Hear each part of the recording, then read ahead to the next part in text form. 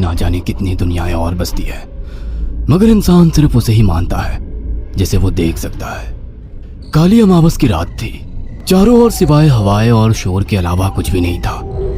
राजन को आज घर लौटने में देर हो गई थी। रात के सन्नाटे को वो अपनी साइकिल से चीरता हुआ चला जा रहा था।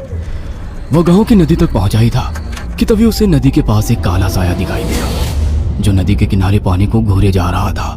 इतनी रात को नदी के पास देखकर राजन के ना जाने क्यों रोंगटे खड़े हो गए। उसे ऐसा महसूस हुआ मानो उसके पैर साइकिल के पैडल पर जम गए हो। राजन कपकपाते हुए होठों से बोला, कौन है वहां पर? राजन ने इतना बोला ही था कि अचानक वो साया बिजली की रफ्तार से दौड़ता हुआ राजन के नजदीक आ गया। राजन की नजर जैसे ही उस साये पर पड़ी, उसके हलक से एक भयानक चीख निकल गई। इस घटना के 1 महीने बाद अर्जुन का सारा ध्यान ड्राइविंग पर था। उसकी पत्नी शिखा कार में ड्राइविंग सीट के बगल में बैठी हुई एक मैगजीन पढ़ रही थी। शिखा ने मैगजीन रखकर अर्जुन की ओर देखकर कहा, और कितनी दूर रह गया है तुम्हारा गांव अर्जुन? बस थोड़ी दूर रह गया है, आधे घंटे में हम पहुंच जाएंगे। तुम्हारे चेहरे पर इतनी टेंशन क्यों है? टेंशन क्यों नहीं होगी शिखा, मैंने अपनी माँ को बगैर बताए तुमसे लंदन में शादी जो कर ली। पता नहीं माँ तुम्हें देखकर कैसे रिएक्ट करेगी। डोंट वरी अर्जुन, मुझ पर भरोसा रखो। तुम्हारी माँ को मनाने की जिम्मेदारी मेरी है। आई होप शिखा ऐसा ही हो। यकीन मानो अगर ऐसा हुआ ना तो मेरे ऊपर से एक बहुत बड़ा बोझ उतर जाएगा। अब मुस्कुरा भी दो यार। अच्छा, तुम बता रहे थे कि गांव में तुम्हारी बहुत बड़ी हवेली बनी हुई है, कुछ बताओ ना अपनी हवेली के बारे में। अरे 15 मिनट में हम वैसे भी पहुंचने वाले हैं, तुम खुद देख लेना।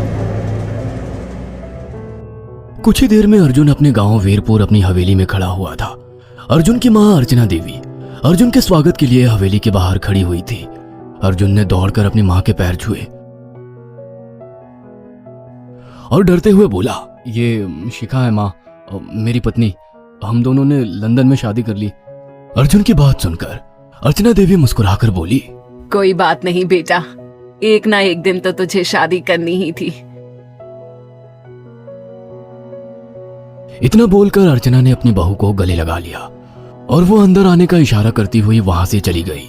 अर्जुन को अपनी माँ का ये बिहेवियर देखकर बहुत ज्यादा हैरत हुई। उसे उसकी माँ इस बार बहुत बदली हुई सी लगी। अर्जुन पूरे 10 साल बाद लंदन से आया था। अर्जुन उन्हीं ख्यालों में खोया हुआ था कि उसके कानों में उसकी पत्नी शिखा की आवाज टकराई। अब क्या बाहर ही खड़े रहने का इरादा है क्या? अंदर नहीं चलोगे? कौन से ख्यालों में गुम हो गए? मुझे लगा था माँ को मेरी शादी के बारे में जानकर बुरा लगेगा, मगर माँ को तो जैसे कोई फर्क ही नहीं पड़ा। अजीब आदमी हो, ये तो अच्छी बात है। मुझे मेहनत करने की जरूरत ही नहीं पड़ी। चलो अब अंदर भी चलो। अर्जुन और शिखा अंदर की ओर चले गए। अर्जुन ने देखा कि उसकी हवेली में सन्नाटा पसरा हुआ था। उसे याद था कि उसकी हवेली में बहुत सारे नौकर चाकर हुआ करते थे। डाइनिंग टेबल पर डिनर के दौरान अर्जुन अपनी माँ से जो बोला वो सुन उसकी पत्नी शिखा और रहस्यमय अंदाज में मुस्कुराकर लगातार देखे जा रही थी। माँ, हवेली के सारे नौकर कहाँ गए? मैंने सबको छुट्टी दे दी बेटा। लेकिन क्यों माँ, तुम्हें तो काम करने में बहुत ज्यादा तकलीफ होती होगी। नहीं बेटा, मुझे कोई तकलीफ नहीं होती। कुछ वक्त से मुझे सुकून और सन्नाटा अच्छा लगता है। अर्जुन इससे पहले अपनी माँ से कुछ कहता कि उसकी माँ ने उसे बोलने से रोक दिया। अर्जुन चुपचाप खाना खाने लगा। खाने के बाद अर्जुन और शिखा बेडरूम में चले गए। अर्जुन बेड पर सोच में लेटा हुआ था कि अचानक शिखा अर्जुन से लिपट गई और वासना का तूफान अपने चरम पर पहुंच गया था। अचानक शिखा को दरवाजे पर 2 लाल लाल आंखें दिखाई दिए। उसे ऐसा लगा जैसे कि कोई उसे देख रहा हो। शिखा ने तुरंत बेड से उठकर अपने कपड़े पहन लिए। क्या हुआ शिखा? अर्जुन, मुझे ऐसा लगा जैसे कोई हम दोनों को देख रहा हो। पागल हो गई हो क्या? हवेली में सन्नाटा पसरा हुआ है, एक भी नौकर चाकर नहीं है। तुम्हें वहम हुआ होगा। तुमने तो सारा मूड खराब कर दिया शिखा, अब सो जाओ। उस रात अर्जुन तो गहरी नींद में सो गया, मगर शिखा की आंखों से नींद कोसों दूर थी। अगली सुबह शिखा जल्दी उठकर किचन की ओर चली गई, मगर उसने देखा कि उसकी सास अर्चना नाश्ता तैयार कर चुकी थी। माँ, आपने तकलीफ क्यों की? मुझे बुला लेती आप। शिखा की बात सुनकर उसकी सास अजीब से अंदाज में शिखा की ओर देखने लगी। उनके देखने के अंदाज में पता नहीं ऐसा क्या था कि शिखा को अपने रोंगटे खड़े होते हुए महसूस हुए। अर्चना धीरे धीरे करीब कदमों से शिखा के करीब आकर बोली, कोई बात नहीं बेटी, तुम्हें अब यहीं रहना है। तुम सिर्फ मेरे बेटे के साथ प्यार से रहो और जल्दी से मुझे एक पोता दे दो। काम की चिंता मत करो, वो सब मैं कर लूंगी। कुछ ही दिनों के बाद अर्चना गर्भवती हो गई। उसे हवेली में रहते हुए 6 महीने से ज्यादा वक्त हो चुका था और इन 6 महीनों में उसने नोट किया कि जब से वो गर्भवती हुई है उसकी सास अचानक से आकर उसके पेट पर हाथ फेरने लगती और अजीब से अंदाज में उसके पेट को घूरने लगती। शिखा ने तंग आकर अर्जुन से कहा, अर्जुन, मुझे तुम्हारी माँ का बिहेवियर बड़ा अजीब लगता है। तुम्हारी माँ जब देखो मेरे पेट पर आकर हाथ फेरती रहती है। अरे माँ को अपने पोते के आने का बेसब्री से इंतजार है शिखा, इसमें अजीब लगने वाली क्या बात है? मैं तुम्हें कैसे समझाऊं? मैंने माँ की आंखों में एक अजीब सी चमक देखी है। कैसी चमक? शिखा के मुंह से अचानक से एक अल्फाज निकल गया, जैसे किसी डायन की आंखों में होती है। शिखा की बात सुनकर अर्जुन का गुस्सा 7वें आसमान पर पहुंच गया। वो गुस्से से चीखते हुए बोला, खबरदार शिखा, आगे एक शब्द मेरी माँ के खिलाफ मत निकालना, नहीं तो मुझसे बुरा कोई नहीं होगा। तुम्हें शर्म आनी चाहिए शिखा। जब से तुम यहाँ पर आई हो तब से मेरी माँ तुम्हारी कितनी चिंता करती है। वह तुम्हें समय से खुद नाश्ता बनाकर देती है, खाना देती है, यहाँ तक कि हवेली की साफ सफाई भी वो अकेली करती है। क्या बोलूं अब तुमसे, शर्म आती है मुझे तुम्हें अपनी पत्नी कहते हुए। इतना कहकर अर्जुन गुस्से से कमरे से निकल गया। शिखा अर्जुन से बहुत कुछ कहना चाहती थी मगर कह नहीं पाई। उसने महसूस किया था कि चाहे कितनी भी तेज आंधी और तूफान आए मगर हवेली के अंदर धूल की एक परत तक नहीं जमती थी और दिन ब दिन अर्चना के चेहरे की झुर्रियां कम होती जा रही थी। ऐसा लगता था मानो वो जवान हो रही हो। शिखा के अब 9 महीने कंप्लीट हो चुके थे और एक रात अचानक उसे प्रेगनेंसी पेन होने लगे। वो दर्द से तड़पने लगी। ये देखकर अर्जुन घबरा गया। वो दौड़ा दौड़ा माँ को बुलाकर लाया और बोला, माँ, हमें तुरंत शिखा को किसी अच्छे हॉस्पिटल में एडमिट कराना होगा। अर्जुन ने देखा कि उसकी माँ ने उसकी बात को सुना ही नहीं। वो तो बस शिखा के गर्भ की ओर आंखें फाड़ फाड़ कर देखी जा रही थी। अर्जुन एक बार चिल्लाकर कहा, माँ, हमें शिखा को इसी वक्त हॉस्पिटल में एडमिट कराना होगा। नहीं, शिखा की डिलीवरी हॉस्पिटल में नहीं, इसी हवेली में होगी। लेकिन इस हवेली में आपके और मेरे अलावा कोई नहीं है।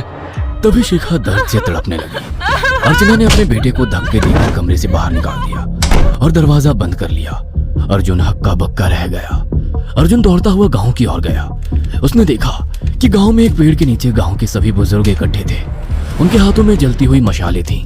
अर्जुन उनके पास पहुंच गया और बोला, मेरी मदद कीजिए, मेरी बीवी को प्रेगनेंसी दर्द हो रहे हैं। आप प्लीज किसी दाई को बुला लीजिए, जितना पैसा चाहिए देने को मैं तैयार हूँ।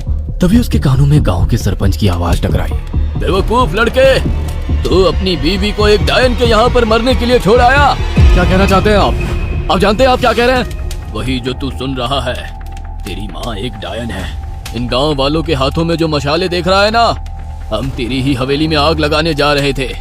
तेरी माँ ने इस गांव में ना जाने कितने नौजवानों को मार कर खाया है।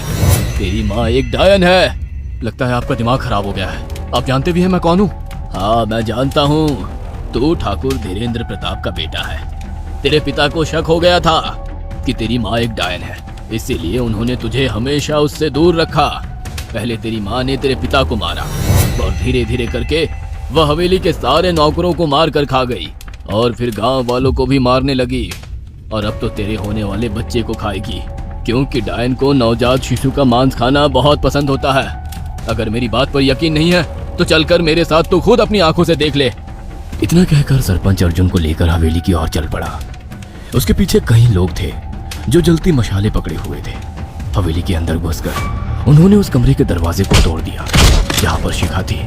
कमरे का मंजर देखकर अर्जुन के रोंगटे खड़े हो गए। उसने देखा कि उसकी माँ एक बेहद भयानक रूप में उसके बच्चे का मांस खा रही थी और उसकी पत्नी शिखा फर्श पर मरी हुई पड़ी थी और पूरा फर्श खून से लाल था।